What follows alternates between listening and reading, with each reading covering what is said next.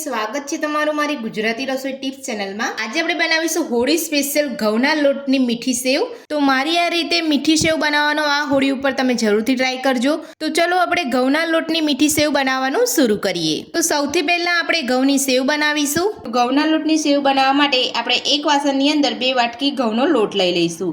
તો આપણે ઝીણો જે ભાખરીને રોટલી કરતા હોય એ જ લોટ લેવાનો છે, આપણે અહીંયા જાડો લોટ નથી લેવાનો। તો જેટલી તમારે અહીંયા ઘઉંના લોટની સેવ બનાવવાની હોય એટલો જ તમારે અહીંયા લોટ લેવાનો છે। તો મેં અહીંયા 2 વાટકી ઘઉંનો લોટ લીધો છે। તો આ સેવની અંદર ના તો આપણે અહીંયા મીઠું ઉમેરવાનું છે કે ના તો આપણે અહીંયા તેલ ઉમેરવાનું છે, આપણે એમ જ લોટને બાંધવાનો છે।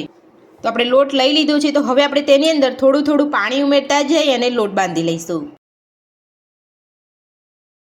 તો જ્યારે પણ તમે અહીંયા આ રીતે સેવ પાડવા માટે લોટ બાંધો ત્યારે તમારે ધ્યાન રાખવાનું છે કે લોટને તમારે અહીંયા ઢીલો નથી રાખવાનો। જો તમે અહીંયા લોટ ઢીલો રાખશો તો તમારી સેવ જ્યારે પાડશો ત્યારે બધી સેવ સાથે ચોંટી જશે, એટલે થોડું તમારે અહીંયા લોટ કડક જ બાંધવાનો છે। તો થોડું થોડું પાણી ઉમેરતા જઈએ અને આપણે અહીંયા મીડિયમ કડક લોટ બાંધી લીધો છે। તમે જોઈ શકો છો આપણે અહીંયા આ રીતનો જ લોટ બાંધવાનો છે। તો આ લોટને આપણે અહીંયા 10 મિનિટ માટે ઢાંકીને રહેવા દઈશું। તો લોટને ઢાંકી 10 મિનિટ થઈ ગઈ છે। તો હવે આપણે લોટને ચેક કરી લઈશું। તો લોટ આપણો અહીંયા સરસ સેટ થઈ ગયો છે। તો લોટના 2 ભાગ કરીને આપણે અહીંયા 2 લાંબા લાંબા રોલ વાળી લીધા છે। તો હવે આપણે લોટને સાઈડ પર રાખીશું અને આપણે જે સેવ પાડવાનો સંચો છે આપણે અહીંયા લઈ લઈશું। તો આપણે અહીંયા સેવ પાડવાનો સંચો લીધો છે, સંચાની અંદર આપણે અહીંયા તેલ લગાવી લઈશું। તો આ રીતે પીછીની મદદથી આપણે અહીંયા તેલ લગાવી લેવાનું છે। તો એકદમ આસાનીથી આપણી સેવ અહીંયા પડી જશે। તો તેલ આપણે અહીંયા સરસ લગાવી લીધું છે। તો હવે આપણે જારી લઈ લઈશું। તો જારી આપણે કઈ લેવાની છે એ પણ આપણે અહીંયા જોઈ લઈશું। તો 2 નંબરની આપણે જારી લેવાની છે। તો આ 1 નંબરની જારી છે અને આ 2 નંબરની જારી છે। તો આપણે અહીંયા આ જારી નથી લેવાની। આ જારી તમે જોઈ શકો છો અહીંયા મોટા હોલવાળી છે અને અહીંયા મીડિયમ હોલવાળી છે।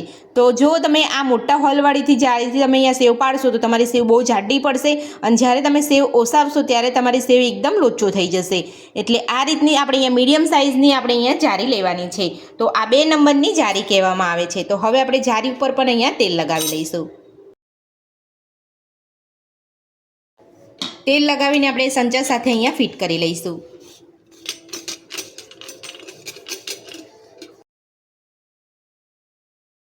લોટનો રોલ વાળીને આપણે અહીંયા રાખ્યો હતો એ આપણે અહીંયા સંચામાં લઈ લઈશું।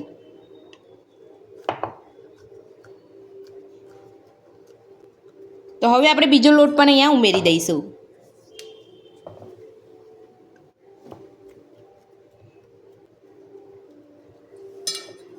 તો આપણે અહીંયા ફૂલ સંચો નથી ભરવાનો, હું અહીંયા આ રીતે જ સંચો ભરું છું। વધારે ફૂલ સંચો ભરી દઈશું તો આપણે અહીંયા લોટ જે છે અંદર અહીંયા ચોંટી જશે, એટલે આપણે અહીંયા થોડો ઓછો જ લોટ ભરવાનો છે। તો હવે આપણે જે બચેલો લોટ છે એને ઢાંકીને રહેવા દઈશું અને આ સંચાને આપણે અહીંયા ફિટ કરી અને સેવ પાડી લઈશું। તો સેવ તમે તાપમાં યા તો ઘરમાં પંખાની અંદર પણ પાડી શકો છો। તો તાપની અંદર તમારી સેવ અહીંયા જલ્દી સુકાઈ જશે અને પંખાની અંદર તમારે સેવમાં સુકાવવામાં સમય લાગશે। તો હવે આપણે સેવ પાડી લઈશું। તો સેવ પાડવા માટે મેં ડીશ ઉપર એક કપડું બાંધી લીધું છે। તો હવે આપણે અહીંયા કપડા ઉપર સેવ પાડી લઈશું। તો આ રીતની આપણે થોડી સેવ પડે એટલે આપણે હાથની મદદથી આપણે અહીંયા લઈ લેવાની છે। તો આ રીતે આપણે અહીંયા 2-3 સેવ આપણે આંગળીથી લઈ લેવાની છે।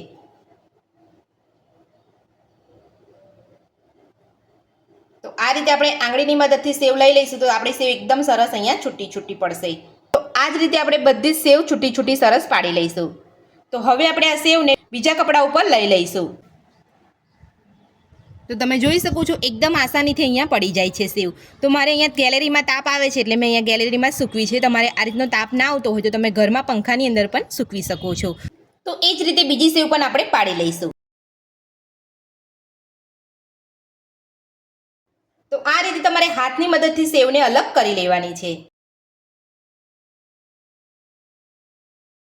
તો જો તમારી સેવ અહીંયા થોડી ભેગી હોય તો તમારે આ રીતે હાથની મદદથી એકદમ ધીરેથી આપણે અહીંયા અલગ કરી લેવાની છે। તો એકદમ સરસ આસાનીથી અહીંયા અલગ થઈ જશે। તો હવે આપણે આ સેવને પણ તડકામાં સૂકવી લઈશું અને આ જ રીતે બધી જ સેવ બનાવી લઈશું। તો બધી જ સેવ આપણે અહીંયા પાડી લીધી છે. તમે જોઈ શકો છો એકદમ સરસ સરસ છૂટી છૂટી સેવ આપણે અહીંયા પડી છે. અહીંયા એક પણ સેવ એવી નથી કે અહીંયા લોચો વળી ગઈ છે. તો આ જ રીતે તમારે પણ બધી જ સેવ પાડી લેવાની છે. તો સેવ પાડવામાં માત્ર અહીંયા 10 મિનિટ જેટલો સમય લાગ્યો છે અને તમે જોઈ શકો છો સેવ આપણે એકદમ આસાનીથી અહીંયા ફેરવી પણ શકીએ છીએ. તો આ રીતે તમારી સેવ એક બાજુ સુકાય એટલે બીજી બાજુ તમારે અહીંયા પલટાવી લેવાની છે. એટલે એકદમ આસાનીથી તમારી સેવ અહીંયા સરસ ઝટપટ અહીંયા સુકાઈને તૈયાર થઈ જશે. તો હવે આપણે બધી જ સેવને અહીંયા સુકાવા દઈશું. તો તમે જોઈ શકો છો આપણી બધી જ ઘઉંની સેવ અહીંયા સરસ સુકાઈ ગઈ છે અને આપણે ડીશની અંદર લઈ પણ લીધી છે અને તમે જોઈ શકો છો એકદમ સરસ આપણે અહીંયા છૂટી છૂટી સેવ પડી છે. તો મારી આ રીતે તમે ઘરે એકવાર જરૂરથી ટ્રાય કરજો. બહાર કરતાં એકદમ ચોખ્ખી અને એકદમ આસાનીથી બનાવી શકાય છે. તો હવે આપણે સેવને ઓસાવી લઈશું. તો ઘઉંની સેવને ઓસાવવા માટે ગેસ ઉપર મેં એક કઢાઈ મૂકી છે. કઢાઈની અંદર આપણે 2 ગ્લાસ જેટલું પાણી લઈશું. તો તમારે અહીંયા જેટલી પણ તમે અહીંયા સેવ બનાવો છો એના કરતાં તમારે વધારે અહીંયા પાણી લેવાનું છે. એટલે કે તમારી સેવ ડૂબે એનાથી થોડું વધારે તમારે પાણી લેવાનું છે. કારણ કે આપણે અહીંયા સેવ ઓસાવી રહ્યા છે. તો વધારે પાણી હશે તો આપણી સેવ એકદમ સરસ છૂટી છૂટી બનશે. તો આપણે 2 ગ્લાસ જેટલું પાણી અહીંયા ઉમેરી લીધું છે. તો હવે આપણે અહીંયા પાણીને બરાબર ગરમ થવા દઈશું. તો તમે જોઈ શકો છો અહીંયા પાણી એકદમ સરસ રીતે ઉકળી ગયું છે. તો જ્યારે પણ તમે સેવ બનાવો ત્યારે આ રીતે પાણી ઉકળે ત્યારબાદ જ તમારે અહીંયા સેવને એડ કરવાની છે. એટલે કે તમારે પાણીની અંદર સેવને લઈ લેવાની છે. જેટલી ક્વોન્ટિટીમાં તમે અહીંયા બનાવતા હોય એટલું તમારે અહીંયા વધારે પાણી રાખવાનું છે. તો તમારી સેવ એકદમ સરસ અહીંયા છૂટી છૂટી બનીને તૈયાર થશે. તો હવે આપણે પાણીની અંદર 1 ચમચી ઘી ઉમેરીશું. તો ઘી ઉમેરવાથી સેવ એકબીજા સાથે ચોંટી નહીં જાય અને સેવ તમારી એકદમ સરસ બનીને તૈયાર થશે.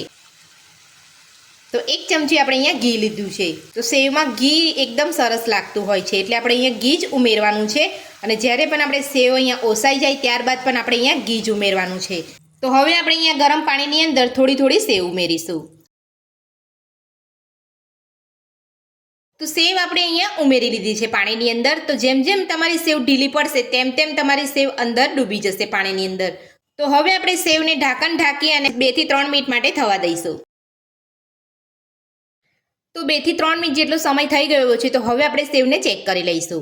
તો આ રીતે ઢાંકણ ઢાંકવાથી વરાળ એકદમ બધી જ અંદર રહેશે એટલે આપણી સેવ એકદમ સરસ જલ્દી અહીંયા કૂક થઈ જશે. એટલે આપણે અહીંયા ઢાંકણ ઢાંકીને આપણે સેવને બાફી રહ્યા છીએ. જો તમે ઢાંકણ ઢાંક્યા વગર પણ તમે સેવને બાફવા માંગતા હોય તો એ રીતે પણ તમે સેવ બાફી શકો છો. તો હવે આપણે ચેક કરી લઈશું. જોઈ શકો છો આપણી સેવ એકદમ સરસ રીતે અહીંયા ફૂલી ગઈ છે. તો હવે આપણે સેજ ચેક કરી લઈશું. તો હજુ આપણી અહીંયા સેવ બફાઈ નથી એટલે આપણે અહીંયા ફરીથી અહીંયા 2 થી 3 મિનિટ જેટલું ઢાંકીને થોડી બફાવા દઈશું. તો સેવને બીજી વાર ઢાંકી પણ અહીંયા 2 થી 3 મિનિટ જેટલો સમય થઈ ગયો છે. તો હવે આપણે સેવને ચેક કરી લઈશું. તમે જોઈ શકો છો સેવ આપણી એકદમ સરસ રીતે અહીંયા બફાઈ ગઈ છે. તો હવે આપણે ગેસ બંધ કરી અને આપણે કાણાવાળી ચાળણીની અંદર બધું જ પાણી આપણે કાઢી લઈશું. તો તમારે આ રીતે કોઈ પણ કાણાવાળું વાસણ લઈ લેવાનું છે અને સેવની અંદરથી બધું જ પાણી કાઢી લેવાનું છે. તો સેવમાંથી બધું જ પાણી આપણે અહીંયા કાઢી લીધું છે. તો હવે આપણે એક પ્લેટની અંદર સેવને લઈ લઈશું. તો બધી જ સેવ આપણે અહીંયા પ્લેટની અંદર કાઢી લીધી છે. તો સેવ ખાવાની મજા ત્યારે જ આવે છે જ્યારે સેવ ગરમ ગરમ હોય. તો હવે આપણે તેની અંદર દરેલી ખાંડ ઉમેરીશું. તો ખાંડનું પ્રમાણ તમે તમારા ટેસ્ટ પ્રમાણે વધતું કે ઓછું કરી શકો છો. તો હું અહીંયા 3 ચમચી જેટલી ખાંડ ઉમેરું છું. તમને જે રીતે ગળપણ ભાવતું હોય એ રીતે તમારે ખાંડનું પ્રમાણ લેવાનું છે. તો આપણે અહીંયા 3 ચમચી ખાંડ ઉમેરી છે. તો હવે આપણે તેની અંદર 2 ચમચી જેટલું ઘી ઉમેરીશું. તો ઘી અને ખાંડ ઉમેરવાથી આપણી સેવ એકદમ ટેસ્ટી બની જતી હોય છે. તમને અહીંયા ઘી વધારે ફાવતું હોય તો તમે ઘી વધારે પણ લઈ શકો છો. તો હવે આપણે બધું સરસ મિક્સ કરી લઈશું. તો આ રીતે તમે સેવ ઘરે બનાવશો તો તમારી સેવ એકદમ ટેસ્ટી બનશે અને ખાવામાં પણ ખૂબ જ મજા આવશે. તો આપણી સેવ અહીંયા બનીને તૈયાર છે. તો આપણે દરેલી ખાંડ અને ઘી ઉમેરીને બધું સરસ મિક્સ કરી લીધું છે અને તમે જોઈ શકો છો આપણી સેવ એકદમ સરસ અહીંયા છૂટી છૂટી બની છે અને સેવ પણ એકદમ સરસ અહીંયા કૂક થઈ ગઈ છે. તો હું તમને અહીંયા બતાવી દઉં છું. તમે જોઈ શકો છો એકદમ આસાનીથી આપણી સેવ અહીંયા તૂટી જાય છે.